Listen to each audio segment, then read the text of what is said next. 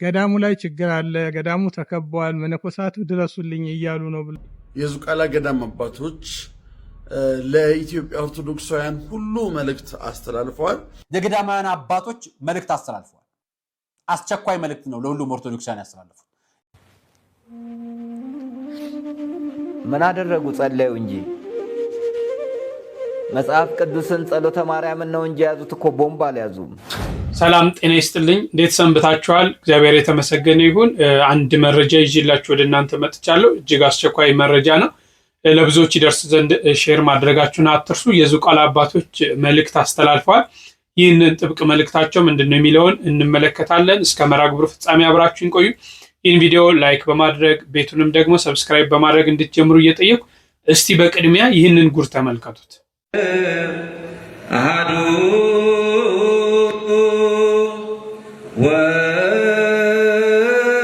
መሆንን ጠልተው ለመምሰል ሲታገሉ ማየት እጅግ በጣም አስገራሚ ነው።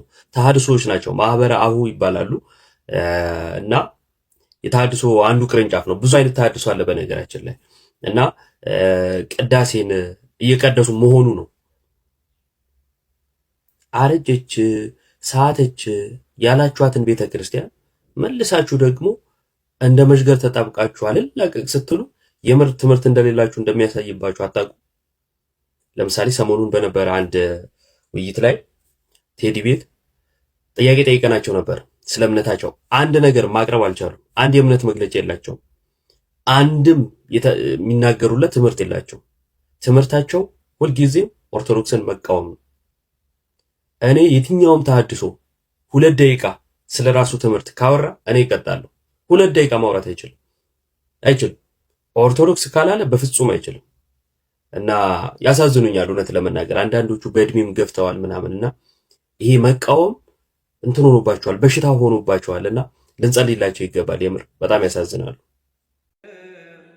እንግዲህ በጣም ይገርማል። ማህበረ አሁ የክርስቶስ ቤተክርስቲያን የሚባሉት የፕሮቴስታንቶቹ ቅርንጫፍ ናቸው። ዮብ ወንድማችን እንደገለጸው እንግዲህ ፕሮቴስታንቱ ምንም የሆነ የራሳቸው የሆነ ነገር እንደሌላችሁ እንድታስተውሉ ትፈልጋለሁ። እንግዲህ ይሄንን ከኛ ቤት ነው ጠጋ ብለው ቅዳሴ አሐዱ እያሉ ነው ቅዳሴውንም የቀጸሉት ከኛ ቤት ጠጋ ብለው። አንዳንዶች ደግሞ አሉ እኛ ቤት ሆነው በብዙ የተገፉ እስከ መጨረሻው መጽናት ያቃታቸው የቤተ ክህነቷን ትምህርት ተምረው ወደዚህም ቦታ እየገቡ ገንዘብ እየተከፈላቸው የሚያገለግሉም እንዳሉ አውቃለሁ። በተለይ በካቶሊኳ ቤተክርስቲያን ማህሌት የሚቆሙ መርጌቶች ሄደው ቅዳሴ የሚቀድሱ ቄሶች ሁሉ እንዳሉ እናውቃለን። እንግዲህ በቤተክርስቲያኒቷ የሚደርስባቸውን ፈተና መከራ መቋቋም ሲያቅታቸው ያው የኛ ቤት ለመቀጠር ለተለያየ ነገር ከፍተኛ ነገር ስላለ ደግሞ አንዳንዴ ህሊናቸውንም የሸጡ ሁሉን ነገር አግኝተው ህሊናቸውን የሸጡ እንዲህ አይነት ቦታ ሄደው የሚያገለግሉም አሉ። እነዚህም ሰዎች በእርግጠኝነት ከኛው ቤት ነው ጠጋ ብለው የተማሩት ከየትም መሰረት ስለሌላቸው ማለት ነው። እና ቤተክርስቲያኒቷን አሁን አልባሳትንም እየለበሱ መጥተዋል። ብዙ ነገሮችን ሆኖ አጭበርባሪነቱ እየበዛ ነውና ምን ለማለት ነው ጥንቃቄ ማድረግ ያስፈልጋል። አንዳንዴ የምንከተለውን ምናየውን ለምሳሌ ይሄን ቪዲዮ ብዙ ሰዎች ከስር ኮሜንት ሲያደርጉ የኛ ቤተክርስቲያን የመሰላቸው ሁሉ ግማሾች ያመሰግን ለምን ተሳደባላችሁ የሚሉ ሁሉ ነበሩና የኛ ቤተክርስቲያን ምን አይነት ስርዓት ነው ያላት፣ የኢትዮጵያ ኦርቶዶክስ ተዋሕዶ ቤተክርስቲያን ምን አይነት ናት፣ ከሌላው በምንድን ነው የምትለየው የሚለውን አንዳንዴ ለመለየት ብንሞክር ለማለት ወዳለሁ። እንግዲህ እንዳትቀየሙኝ፣ ካልተቀየማችሁኝ እስቲ ይህን ትምህርት ስሙት። ጥፍራችሁን ቅጩን ልንገራችሁ። ጥፍር የምታሳድጉ ሰዎች ዝሙት እንፈልጋለን። ጥፍራችሁን ቀለም የምትቀቡ ሰዎች ከኔ ጋር የሚከተለኝን ወንድ ሁሉ አስተናግዳለሁ ማለት ነው። ቀድሞ ምን ያደርጉ ነበር መሰላችሁ? ልብሳቸውን ይቀዱ ነበር በኋላ ጠይቁኝ ለማለት ማለት ነው። የእናንተም ቀሚስ ፍልቅ ነው። ፍልቅ ብላችሁ ያመጣችሁት ፋሽን ማለት ነው። እሱ ምን ማለት ነው? በኋላ ተከተለኝ ማለት ነው ትርጉሙ። እንግዲህ ማስከተል ነው ማለት ነው። ከዛ ያንን ሰው ሲያውቅባቸው ጥፍራቸውን አሳድገው ልቅሶ ላይ ከሰው ጋር በጥፍር መወጋጋት ያዙ። እንደዚህ የተወጋጋ እሱም ወጋ እሷም ወጋ ይደራረጋሉ፣ ይሄዳሉ። ያን ደግሞ ሰው ሲያውቀው ጥፍር ላይ ቀለም መቀባት ያዙ ማለት ነው። ጥፍራችሁ ምንድነው ማለት ነው? በሉ እንጂ ዝሙት እንፈልጋለን የሚል ማለት ነው። እና ልብሰ ዘማ ያው የብዙዎቻችን ልብስ ሆኗል፣ ግን አትልበሱ ነው ባጭር ቃል። የዘማውያን አለባበስ የሚባለው እኛ እኮ ሳናውቀው ሊሆን ይችላል አይደል? እዚህ ጋር ለእንታም እየነገርኳቸው ነበርና ይሄ ዊጋችሁ ሁሉ ዘማነትን ነው የሚሰብከው። ህንዶች ለጣዖቱ መስዋዕት የሚያቀርቡበት ቀን አለ። የዚያን ጊዜ ራሳቸውን ይላጫሉ። ያን የተላጩትን ጸጉር ቆሻሻ ቦታ ነበር የሚደፉት። የሆነ ሰዓት የኔ ዝናብ ዘንቦ ዝናብ ያጠረው ጤፍ የሚመስል ጸጉር ያላቸው ሰዎች መቀጠላቸውን ሲያዩ ማሽን አስገብተው አጥበው መሸጥ ያዙ። ለምንድን ነበር የሚቆረጡት? ለጣዖቱን ለማክበር ማለት። እኛ ደግሞ የምንቀጠለው ለምንድን ነው? ሰዎች እንዲያዩን እኮ ነው። ይሁኝ ነው ጸጉሬ ያማረ ነው እንዴ? ምንም ትርጉም የለም አይደል? ስለዚህ ከልብሰ ዘማ መውጣት አለብን ነው ባጭሩ። እንዲህ አድርጋ ጠበቀችው። ልብሰ ዘማ ለብሳ። የዘማውያን ልብስ የታወቀ ነው። ያው ከፍ ከፍ ዝቅ ዝቅ እንዲያ ያለ ነው ማለት ነው። እየሰማችሁ ነው? ለምሳሌ ጥያቄ ልጠይቃችሁ። እዚህ ጋር ቪ የምታረጉት እንደዚህ ኦ የምታረጉት ጡታችሁን እዚች ጋር ባላዋን አየት እንዲያደርግላችሁ ሰው የምታረጉት እንደ ወንዶቹ የኔን ጡት እንዴት ነው የሚያዩት ነው። አሁን ደግሞ ሴቱ በጣም እንዳትቆጡኝ እንጂ መቤቴን አትቆጡኝ ማለት መቼም ካልከፋችሁ ልካችሁ ልንገራችሁና ልኬ ንገሩኝ። ካርቶን መቀመጫቸውም ካርቶን ሆኗል። አሁን እንዲሁ ቆይታሉ። ሰው መቀመጫን እንዴት ነው የሚያየው? ጥፍራችሁ የሌላ መቀመጫችሁ የሌላ ከንፈራችሁ የሌላ እንዲሁ ጸጉራችሁ የሌላ እናንተ ምን ሆነ ማለት ነው? አይሁን እኮ ነው በቃ የዘማውያን ልብስ ማለት ነው። በተሰጣችሁ አጊጡ። በቃ እኔ አታጊጡ አይደለም ያልኩት፣ ግን ያን ስናደርግ ምንድነው ትርጉሙ ማለት አለብን። ሰውን ጥፍር አታስቀጥል ስትለው ምን ችግር አለው? ባልዩ አታስቀጥይ ካላት ኢኮኖሚ እየከለከለ ይመስላታል። ግን ዝሙት ትፈልጋለሁ ብለሽ እየተጣራሽ ነው። መነሻው እሱ ስለሆነ ማለት ነው። እግዚአብሔር ከዘማውያን ልብስ ያውጣን፣ ልባችንን ንጹህ ያድርግልን። አልተቆጣችሁም መቼም አይደል? ስለዚህ ትተዋላችሁ ከዛሬ ጀምሮ አይደል? ያው እንግዲህ ከዛፍ ቅጠልም ከዛፍ ልጥም ከዛፍ ቅጠል አይደለም ከዛፍ ልጥ የሚሰራ ዊግም አለ። ግን አሁን የዛፍ ልጥ ራሳችሁ ላይ ተሸክማችሁ ትውሉ ወይ የሞተች ሴት ናት ወይ ደግሞ ለጣዖት መስዋዕት ሲቀርብ የተቆረጠ ጸጉር ነው ወይ ደግሞ የዛፍ ቅጠል ነው ራሳችሁ ላይ ያለው ክምር ማለት ነው። በቃ ሌላ ምንም አይደለም። እና ለእግዚአብሔር እንድንሆን በተሰጠን እንድናጌጥ እግዚአብሔር ይርዳን። ስለዚህ ለብሳ ጠበቀችው። እስራኤል ሴት አይተው ማለፍ አይሆንላቸውም ይላል መጣፉ ነው እዛው ማለት ነው። ምን አይተው በሉ እንጂ አሁን ሴቱ ወንድ አይቶ ማለፍ ሆኖለታል? አዛኘን አልሆነለትም። ለወንዶች የምናገረው ሴቶች በጣም ተጨንቀው የሚያጌጡት ቆንጆ እንዲሆኑ ፈልገው ሳይሆን ወንድ እንዲያቸው ነው አይደል? ወንድ እንዲያዩ ማለት ነው። እና ወንድ ስራዬ ብሎ አንድ ልብስ ለብሳ ወጣ አንድ ወንድ ቆንጅት አምሮብሻል ካላት ያችን ልብስ እስከምትሞት አታዋትም። ደግሞ ሌላው እንዲደግማት ማለት ነው። አምሮብሻል ተብላለች በቃ አለቅ። ለዚህ እኮ ነው ጥፍራችሁ እንዲያ ሆኖ ሲወጣ ታው ክልክል ነው ሲሉ አባቶች እነሱ የማይገባቸው ፋራ። ምክንያቱም ስትወጪ አንቺ በቃ ጥፍርሽ በቃ እንዲያ ስለሚል አምሮብሻል ቆንጅት ስለሚልሽ የሆነ ትል የምትፈልግ አሞራ ማለት ነው። ከመሬት ቆፈር ማድረጊያው ነው እሷ። እናንተ ምን ልቆፍሩበት ነው? ሲበሉ እኮ ራሱ መቤቴን ተጨንቀው እኮ ሲያነሱ እንዲህ ሲያረጉት እንጀራው ላይ ቀድሞ ጥፍራቸው ስክት። ወይ ጉድ እናንተ በምናችሁ ትበሉ? ሰው መጠንቀቅ ነው ያለበት። መቤቴን ምሬት ነው። እና ታውት በቃ ትጃቸዋለሁ ይብቃኝ ማለት ነው። እዛ እንዲያርጋ ጠበቀችው። ሴት አይቶ ማለፍ አይችልም እስራኤል ሴት አይተው አያልፉም። ያው መጣፉ ነው ያለ እንዳይጣሉኝ። ከዛ ሲያያት ቆንጅዬ ናት፣ ደግሞ ሚስቱ ሞታለች፣ ችግር የለውም ብሎ ጠየቃት። ሄዶ ሲጠይቃት አንድ ነገር ያዘች። እየሰማችሁ ነው? ምን አለችው መሰላችሁ? ከኔ ጋር መተኛት ካማረህ ምን ትሰጠኛለህ አለችው። አንድ በግ እሰጥሻለሁ አላት። ስንት በግ በሉ እንጂ። አያችሁ ክብሯን በምን ለወጠችው? በበግ። ክብራችን የተለወጠው በብር ነው። ብዙ ሴቶች ከዝሙት መውጣት ይፈልጋሉ። ገንዘብ ስለሌላቸው ዘማውያን ሴቶች አሉ። በገንዘብ ክብራቸውን የለወጡ ወንዶችም አሉ። በገንዘብ ክብራችንን የለወጥን መምህራኖችም አለን።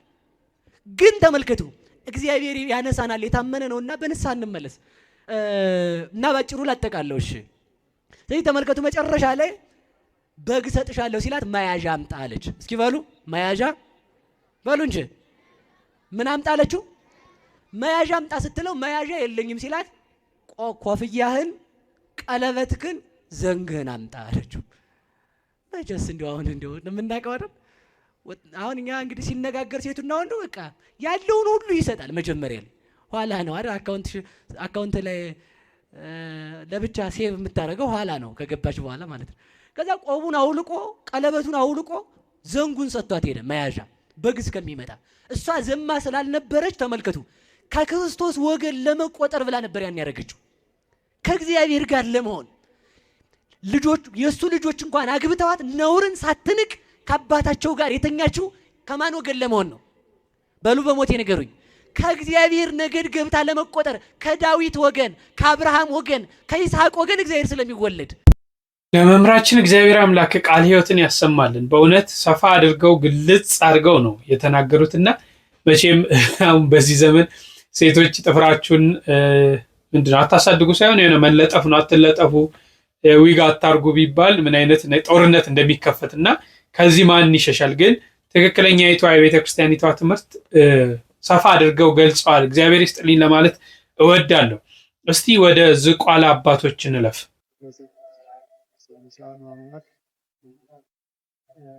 ክርስቲያን ቤተሰቦቻችን ክርስቲያኖች እንኳን ለጌታችን ለመድኃኒታችን ለኢየሱስ ክርስቶስ ክብረ በዓል የመስቀል በዓል አደረሳችሁ።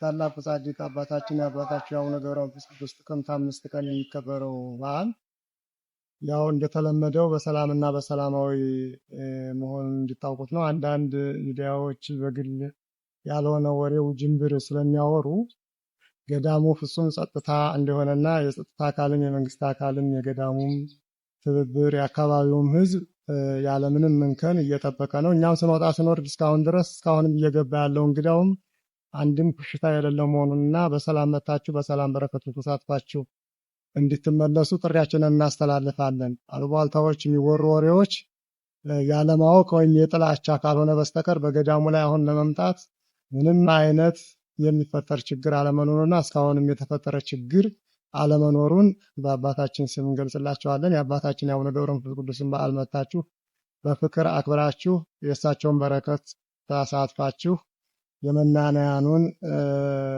ሰላም አይታችሁ እንድትመለሱ ጥሪያችንን እናስተላልፋለን።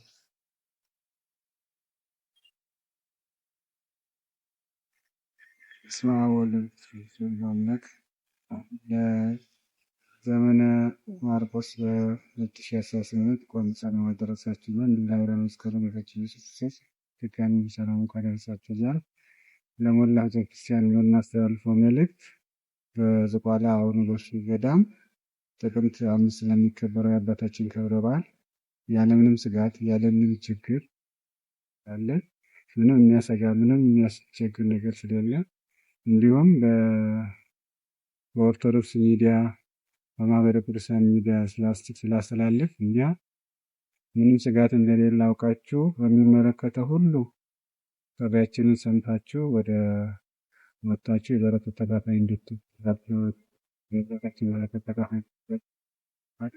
ምንም ስጋት የለም። አንዳንድ ሚዲያዎች ዩቲዩበሮች የሚያስተላልፉት ከሐሰት የራቀ መሆኑን ገዳሙ ምንም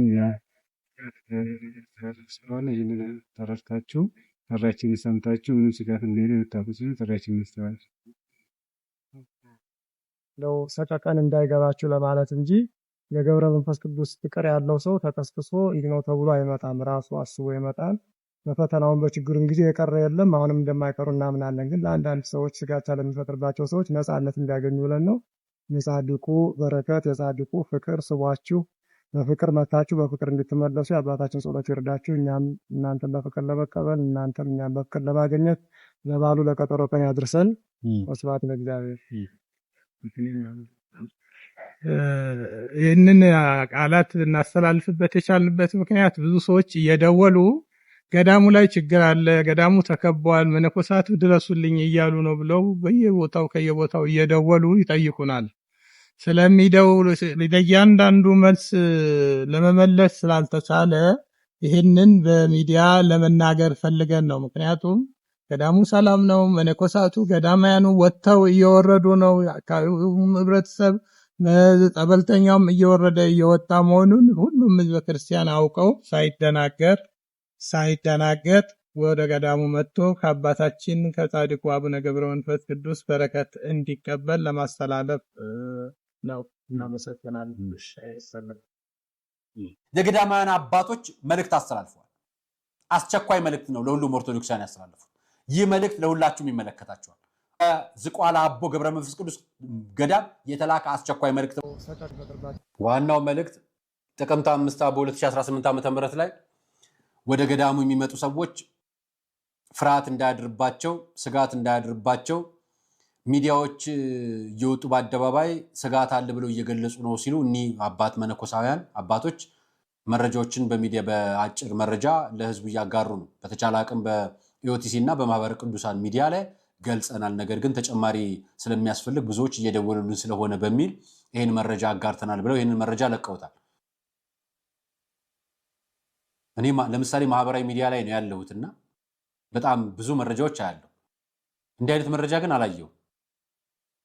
አቡነ ገብረ መንፈስ ቅዱስ ገዳም አትሂዱ የሚል መረጃ እየገለጸ ያለ አካል አለ እንዴ? ምናልባት እስኪ በኮሜንት አሳውቁኝ። እኔ እስካሁን ስላላየው ምናልባት ወይስ እነሱ እየገለጹ ያሉት እንዲህ ብላችሁ ግለጹ ተብለው ይሆን እንዴ? እኔ አላየው። ዝቋላ አቦ ላይ እኮ የመጀመሪያው የጮሁት ከመንግስት ሚዲያዎች በላይ የማህበራዊ ሚዲያዎች ናቸው።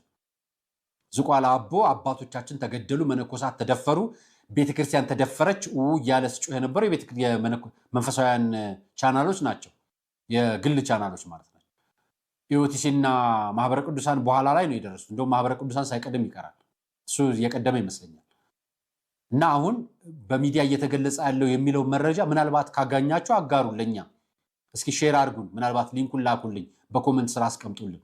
እንዲህ አይነት ነገሮች በጣም አደጋ ናቸው። የቤተክርስቲያናችን ማንም ምዕመን በረከት እንዳያገኝ፣ በሄዶ የቤተክርስቲያን ገዳማትን እንዳይጎበኝ፣ የቤተክርስቲያን አስራቱን እንዳያወጣ፣ ሌሎች ነገሮች የሚዝቱና እንዲህ አይነት ሐሳብ የሚያሰራጩ ትክክል አይደለም።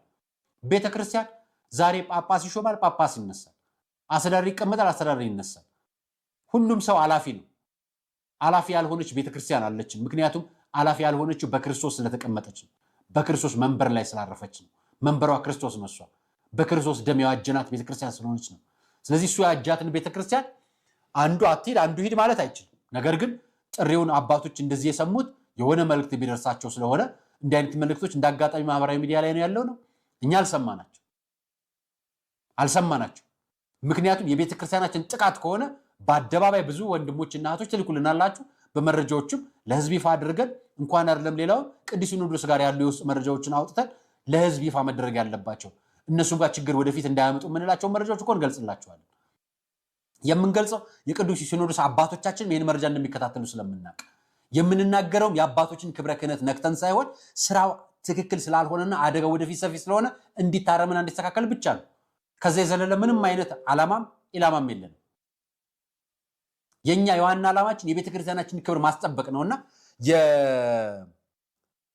የዝቋላ አቦ ገዳም ላይ ለመሄድ ያሰባችሁ ወንድሞችና እህቶች እናቶችና አባቶች አሁንም መሄድ ትችላላችሁ። የአካባቢው ጸጥታ የመንግስት መዋቅር ከባለፈው ግድያና እፈና በኋላ በተጠናከረ መልኩ እየሰራ እንደሆነ መረጃዎች አሉ።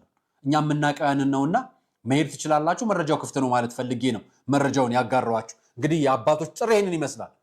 ለሁላችሁም ቀጥተኛ መልእክት ስለሆነ እሺ እንደተከታተላችሁት ነው። እንግዲህ በዝቋላ አቡነ ገብረ መንፈስ ቅዱስ ገዳም ታስታውሳላችሁ በየዓመቱ እንግዲህ አባቶቻችንን እናጣለን። አባቶቻችን ሰማዕታት ይሆናሉና ይህንን ተከትሎ ወንድሜ አርያ መካሻም በስፋት ገልጾታልና ይህን ተከትሎ መቼም አልሰማንም እውነት ለመናገር ግን አባቶቻችን ወጥተው እንዳትቀሩ ሰላም ነው። ጥቅምት 5 እንግዲህ በታላቅ ድምቀት ነው በጣም የሚከበረው በዓሉና የአቡነ ገብረ መንፈስ ቅዱስ በዓል። ይህን ተከትሎ ማንም ኦርቶዶክሳዊ እንዳይቀር ኑና እናክብር። መቼም የአቡነ ወዳጅ ሆኖ የሚቀር የለም። ነገር ግን እንደው መልእክቱን ለማስተላለፍ ነው የሚሉ ነገሮችን አንስተዋል። በእውነት አቡነ ገብረ መንፈስ ቅዱስ ሄዳችሁ የምታውቁ ሰዎች ያተራራ 3 ሰዓት ሙሉ በእግር ተጉዘን ድካሙ ምኑ እኛ ስጋዊ ድካም እናያለን፣ የምናገኝበት በረከት ግን ታላቅ ነውና በየዓመቱ ሰማዕትነትን የሚቀበሉ አባቶቻችን ያሉበትን ገዳም ሄደን በሰላም ደርሰን መተን በረከት መቀበል ያስፈልጋል። ወደዚህ ገዳም ማንም መቅረት የለበትምና አባቶቻችንንም ማሰብ ያስፈልጋል። እነሱ እንግዲህ ዓለምን ንቀው ዓለምን ትተው የዚችን የዓለም ደስታ ተድላ አንተው በዛ በበረሃው እንግዲህ ካራዊቱ ጋር ከዱር ገደሉ ጋር ስለኛ ጸሎት እያደረጉ ያሉ አባቶቻችን ናቸውና መቼም በእነዚህ ቦታ እንዳይኬድ በርካታ ስራዎች ሊሰሩ ሊኖሩ ይችላሉ። ውስጥ ለውስጥ ግን አልተከታተልንም፣ አላየንም። እነዚህ ነገሮች እንደሌሉና ሰላም እንደሆነ ወደዚህ ቦታ ሄደን በረከትን ማግኘት እንዳለብን መረዳት አለብን። እንደው በዛ ገዳም አንድ አባት በዝማሬ ያስተላለፉት መልእክት አለ። ቤት ይውላል ሞኛ ሞኞ ቤት ይውላል ሞኛ ሞኞ እቤት ይውላል ሞኛ ሞኞ እቤት ይውላል ሞኛ ሞኞ አባ ወረዱ መሃል ያዋለዱ አባ ወረዱ መሃል ያዋለዱ አባ ወረዱ መሃል ያዋለዱ እማ ወረዱ መሃል ያዋለዱ አባ ወረዱ መሃል ያዋለዱ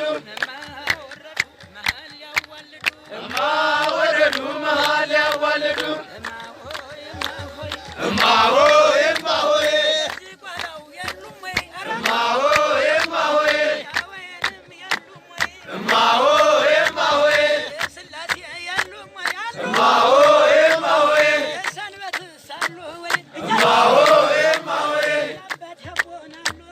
እማ ሆይ እማ ሆይ እማ ሆይ እማ ሆይ እማ ሆይ እማ ሆይ አባ ሆይ አባ ሆይ አባ ሆይ አባ ሆይ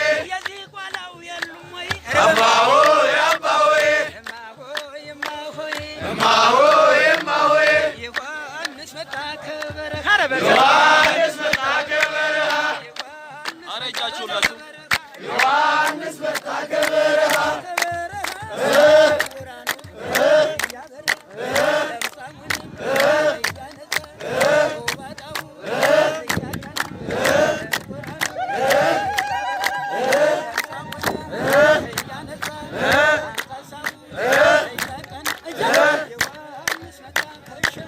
ዮሐንስ መጣ ከሸንኮራ አው ጌታ መድኃኒዓለም ኢየሱስ ክርስቶስ ከእናቱ ጋራ ወደዛ ቦታ ሆኖ እኛ ቤታችን ተኝተን ምን እናደርጋለን? ሄደን መባረክ አለብንና እንደው ሁላችንም ለመሄድ ያብቃል።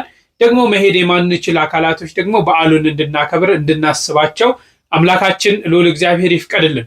እሺ ዛሬ እንግዲህ ጥቅምት 1 2018 ገብተናል። ጥቅምት 1 የሚታሰቡ በዓላቶች ምንድናቸው? ጥቅምት 1 ይገርማል እኮ ጌታችንም ስታለቅስ ባያት ጊዜ አምላክነቱ አራርቶት አለቀሰ። አደራ ኮፒ ሊንክ ማድረግ እንዳይረሳ፣ ለቤቱ አዲስ የሆናችሁ ፎሎ ማድረግ እንዳይረሳ። እናታችን ባለሽቷዋ ማርያም ነገ ጥቅምት 1 በዘመነ ሐዋርያት ከሁለቱ ማርያም እንተፍረት ከተባሉት ባለሽቷዋ ማርያም ከተባሉት ሁለቱ እናቶች አንዷ የሆነችና ከ36ቱ ቅዱሳን አንስት የምትመደብና በጌታችን እግር ስር 3 ዓመት ከ6 ወር ቁጭ ብላ የተማረች ቅድስት ባለሽቶ ማርያም የተባሉት እናቶቻችን ሁለት ስለነበሩ አንዷን ከአንዷ ለመለየት አንዷን ማርያም ኃጥእት ወይም ደግሞ ከኃጢአት የተመለሰችው ማርያም ብለን ስንጠራት አንደኛዋን ደግሞ ማርያም እህተ አልዓዛር ብለን እንጠራታለን። በሉቃስ ወንጌል ላይ የምትገኘው ከኃጢአት የተመለሰችው ማርያም ስትሆን በዮሐንስ ወንጌል ላይ የምትገኘው ደግሞ የአልዓዛር እህት ማርያም ናት። በዛሬው ዜናችን የምንዘክራት ባለሽቷዋ ማርያም ደግሞ የአልዓዛር እህት ማርያም ድንግሊቱን ነው። እናታችን ድንግሊቱ ማርያም እንተፍረት ኢየሱስ ክርስቶስ ወደዚህ ዓለም መጥቶ በሚያስተምርበት ጊዜ በቢታንያ አካባቢ የምትኖር ሲሆን ወላጆች ስላልነበሯት ወላጆቿ በልጅነቷ ስለሞቱ ታላቅ ወንድሟና ታላቅ እህቷ ቅዱስ አልዓዛርና ቅድስት ማርታ ናቸው ያሳደጓት። ታዲያ በቤተሰብ ደረጃ አብርሃማዊ ናቸው፣ እንግዳን ይቀበሉ ነበርና ጌታችን እጅግ በጣም ይወዳቸው ነበር። በዚህም የተነሳ በሶስተኛው ቀን ከሙታን ያስነሳውን ቅዱስ አልዓዛርን ከ72ቱ አርድእት እህቶቹ እናታችን ቅድስት ማርያምና ቅድስት ማርታን ደግሞ ከ36ቱ ቅዱሳን አንስት ቆጥሯቸዋል። እናታችን ቅድስት ማርታና ቅድስት ማርያም ወንድማቸው አልዓዛር በታመመ ጊዜ ወደ ጌታ ልከውበት ነበር። ታዲያ ያለ ጊዜው የማይሰራ አምላክ ኢየሱስ ክርስቶስ ቢቀርባቸው አልዓዛር ሞተ። ቅዱስ አልዓዛር በሞተ በአራተኛው ቀንም ጌታ ወደ እነርሱ ሲመጣ እናታችን ቅድስት ማርያም ወደ እግሩ ዝቅ ብላ ሰገደችና እግዚእ ሶበሰ ሀሎከ ዝየ እምኢሞተ እህወየ አለችው። አዎ አንተ በዚህ በኖርክስ ወንድሜ ባልሞተ ነበር ብላ ስቅስቅ ብላ አለቀሰች። ይገርማል እኮ ጌታችንም ስታለቅስ ባያት ጊዜ አምላክነቱ አራርቶት አለቀሰ። ወዲያውም ወዴት ነው የቀበራችሁት ብሎ ወደ መቃብሩ ሄዶ መግነዙ ሳይፈታ በአራተኛው ቀን ጌታችን ኢየሱስ ክርስቶስን በስልጣነ ቃሉ ከሞት አስነስቶታል። ከዚያም ጌታችን ከመሰቀሉ ከ6 ቀን በፊት ይሄ የተባረከ ቤተሰብ ለጌታችን ግብርን አዘጋጀ። እርሱም በዮሐንስ ወንጌል ላይ ተጽፎ እንደምናገኘው ከደቀ መዛሙርቱ ከሐዋርያቱ ጋር ሆኖ ታደመላቸው። በዚያም ጊዜ ከሞት የተነሳው ታላቁ ወንድማቸው ቅዱስ አልዓዛር በጌታ ጎን ሲቀመጥ እናታችን ቅድስት ማርያምም ከጌታ እግር ስር ተንበርክካ የ300 ዲናር ሽቱ በጌታ ራስ ላይ አፈሰሰች። መልአ መዓዛሁ እንዳለው ቤቱን ምስጥ የሚያደርግ መዓዛ አወደው። በዚህ ጊዜ ይሁዳ ቢቃወምም ጌታችን ግን ምላሹን ሰጥቶታል። እንዲያውም ጌታችን ጭራሽ እናታችን ቅድስት ማርያምን እንደዚህ ብሎ አመሰገናት። ማርያምሰ ሐርየት መክፈልተ ሰናየ ዘኢያሃይድዋ አላት። አዎ ከስራ ይልቅ ከእግሩ ስር ቁጭ ብላ መማርን ትወድ ነበርና ማርያምስ የማይቀሟትን ዋጋ መረጠች አለ። ለዚህ አይደል እንዴ ሊቁ አባታችን አባ ሕርያቆስ በቅዳሴ ማርያም ሲመክረን አርምሞንና ትዕግስትን እንደ ቅድስት ማርያም እናድርግ ያለው? እጅግ በጣም ይገርማል እኮ። ትልቅ እህቷ ማርታ የቤቱን ስራ ትሰራ ነበረ። እናታችን ቅድስት ማርያም እንተፍረት ደግሞ ጌታ ሲመጣ ከጌታ እግር ስር ቁጭ እያለች ትማር ነበረ። ታዲያ በዚህ ሰዓት ጌታ ሆይ የቤቱን ስራ እንድታግዘኝ ማርያምን ለምን አታዘዛትም ብላ ቅድስት ማርታ ጥያቄ ወይም ደግሞ ቅሬታ አቅርባ ነበረ። ታዲያ በዚህ ሰዓት ጌታችንም ማርያምስ ማንም የማይቀማትን ዋጋ መርጣለች ብሎ መሰከረላት። ይህች እናታችን ቅድስት ማርያም እንተፍረት በጌታችን በኢየሱስ ክርስቶስ በሕማሙ ጊዜ በስቃዩ ጊዜ ሲቀብሩትም ትንሣኤውንም አብራ አይታለች። ከጌታ እርገት በኋላም በበዓለ 50 መንፈስ ቅዱስን ተከትላና ተቀብላ ለወንጌል አገልግሎት ተግታለች። እናታችን ማርያም እንተፍረት በዚህ አይነት ተጋድሎ ከኖረች በኋላ ጥቅምት 1 ቀን አርፋለች። መድኃኔዓለም ኢየሱስ ክርስቶስ ከእናታችን ከቅድስት ማርያም እንተፍረት ረድኤት፣ በረከት፣ ምልጃ፣ ቃል ኪዳን፣ ፍቅር፣ ጽናትን አይለየን። አሜን። እንባዋን በለመለሙ ጣቶቹ ጠረገ። እንዲህ ነው የሚያደርግ። ዘመድ ለሌለው ዘመድ ሙቶበት ወይም ረዳት አጥቶ የሚያለቅሰውን ሁሉ ዛሬም በለመለሙ እጆቹ እንባ ይጠርጋል መድኃኔዓለም። የእሷን ጭንቀትና የእሷን ልቅሶ እያሰቡ የኔንም እንባ አብስልኝ ብለው የሚለምኑትን ዛሬም ያብሳል እንባ። የኢትዮጵያን እንባ ያብስልን መድኃኔዓለም። የኢትዮጵያን ችግር ቸርነቱ ይፍታልን። በቤታችንም ድንግል ማርያም ይህችን ሀገር በቃል ኪዳን የተቀበለች አስራት የተቀበለች በዚህ ጊዜ ነው። በስደቷ ጊዜ ነው። ባለቀሰችበት ጊዜ ነው። በእንባዋን ባፈሰሰችበት ጊዜ ነውና አሁንም ያን እንባዋን እያሰብነ በእሷና በልጇ ፊት የወረደውን እንባ እያሰብነ እያለቀስነ እንለምናት እንማጸናት። እሱንም እንለምነው ለእኛ ብለህ ነው ሰደድ ካልነ ስደቱን እናስበው። እመቤታችንም እናስባት፣ እንባዋን እናስበው። ችን ተርቦልናል፣ ለጥማታችን ተጠምቶልናል፣ ለሞታችን ሙቶልናል፣ እኛ የሆነውን ሁሉ ሁኖልናል። እኛ ለሱ አልሆንነትም እንጂ በተለይ ለየት ያለ ልብስ የለበሰ ሰው ካየች እመቤታችን ደነግጥ ነበረ። ልጄን ይገሉብኛል እያለች። እኔ ባየው ቁጥር የተጨነኩ ነው። በተለይ ወንድ ልጅ ካየሁኝ ልጄን ይገሉብኛል እያልኩኝ እደነግጣለሁ።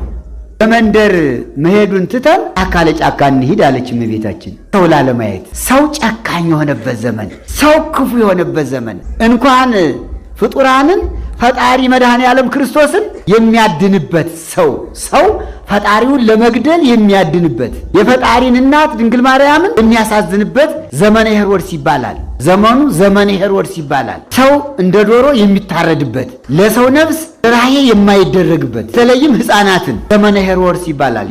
የጨካኙ ሄሮድስ ዘመን፣ ያውሬው የሰው በላው የሄሮድስ ዘመን፣ የሰው ደም ያሰከረው የሕፃናት ደም ሲፈስ ሕፃናት ሲታረዱ በሱ ላይ ያደረው ሰይጣን የሕፃናትን ደም በማፍሰሱ ደስ የሚለው እንዳሁኑ ዘመን እኮ ሕፃናት እየታረዱ ነው። ሰይጣን መስዋዕት እየሆኑ እየቀረቡ እኮ ነው። ዘመኑ እኮ ዘመነ ሄሮድስ ነው። 666 የሚባለው ገብቷል። ሐሳዊ መሲህ ሰይጣን ነው የሚመለክ። እሱ መስዋዕት ደግሞ ሰው ነው። የሕፃናትን ደም ነው የሚልስ። አሁን ያ እየተሰራ ነው። ወንዱ ሴት የሆነበት ዘመን፣ ራሱን የቀየረበት በኃጢአት በግብረ ሰዶም ሰው ሰይጣን መስዋዕት የሚያቀርብበት ሕፃናት የሚታረዱበት ዘመን ያለው ዘመነ ሄሮድስ ተብሎ በአንድ ላይ ይነገራል። ዛሬም ሰይጣን ሕፃናትን መስዋዕት እያደረገ የሚሰዋ ካለ ሄሮድስ ነው። እመቤታችን በጊዜ ተጨነቀች። ልፍለው ደግሞ ይማከራሉ። እመቤታችን በጣም አልቅሳለች። ማለት ለምን ሂዳ ብትመለስ ውሃም አላገኘች። የልጇን ጫማ የወርቅ ጫማ ሰሎሜን አታለው ወስደውባት ምርር ብላ አልቅሳለች ይላል። አልቀሳለች። ዛሬም ጌታን አንስረቀው፣ ድንግል ማርያምን አንስረቃት። ያንን ልብስ ሽፍቶች ቀምተው ወሰዱ። ልብሱን ቀምተው አይተውትም ይገሉብኛል ብላ ነው እንጂ ውሃን አወረደችው፣ አፈሰሰችው። ውሃ በፊቷ ወረደ። ድንግል ሆይ ከዓይንሽ የፈሰሰውን እንባ በልጅሽ ፊት የወረደውን እንባ አሳስቢልህ። እንባ ይለዋል። መራራ እንባ፣ መሪር እንባ፣ መራራ እንባ፣ መንታው የሚወርድ እንባ፣ ዓይንሽ የወረደውን መሪር እንባ፣ ቁጡ እንባ፣ ፊት የሚያቃጥል ማለት ነው። ፊት የሚያንጣጣ ማለት ነው። እኛ በጫካ ነው ያለች፣ ዘመድ የለ፣ ሰው የለ፣ ሰው ሀገር ናት፣ አባት የለ፣ እናት የለ። እንደጠበበሽ እኔን የሚጥበበኝ፣ እንደጨነቀሽ እኔን የሚጭነቀኝ፣ እንደከፋሽ እኔን የሚክፋኝ፣ እንዳዘንሽ እኔም ልዘን። ጨካኝ እጅ ሲወድቁ በጣም ያስጨንቃል። ልጄ ልትሞት ነው ልልናያይ ነው ያለች ማልቀስ ጀመረች ይላል። አንድ ጊዜ ታቅፈዋለች፣ አንድ ጊዜ ትስመዋል። ስታቅፈውም በዚህ በመንታው የሚወርደው እንባ በፊቱ ላይ ይወርድ ነበር። ስትስመውም በሁለቱ ጉንጮቿ መንታ መንታ ዘለላ እንባ ይወርዱ ነበርና ፊቱ ያጥበው ነበረ። ልጄ ሆይ ደምህ ሲፈስ ከማይ እኔ መጀመሪያ እንድሞት ጸድልኝ ብላም ጠይቃለች። የልጄ ደም ሲፈስ ከማይ እኔ መጀመሪያ ልሞት ብላ ሞትን ለምናለች። የለመነችበት ሰዓት ለመምራችን እግዚአብሔር አምላክ ቃለ ሕይወትን ያሰማልን። እኛም በሰማነው 30 60 መቶ ያማሩ ፍሬዎችን ለማፍራት ያብቃን እላለሁ። እንግዲህ በሌሎች መረጃዎች እስክንገናኝ እጅግ አድርጌ አመሰግናችኋለሁ። ቸር ቆዩልኝ።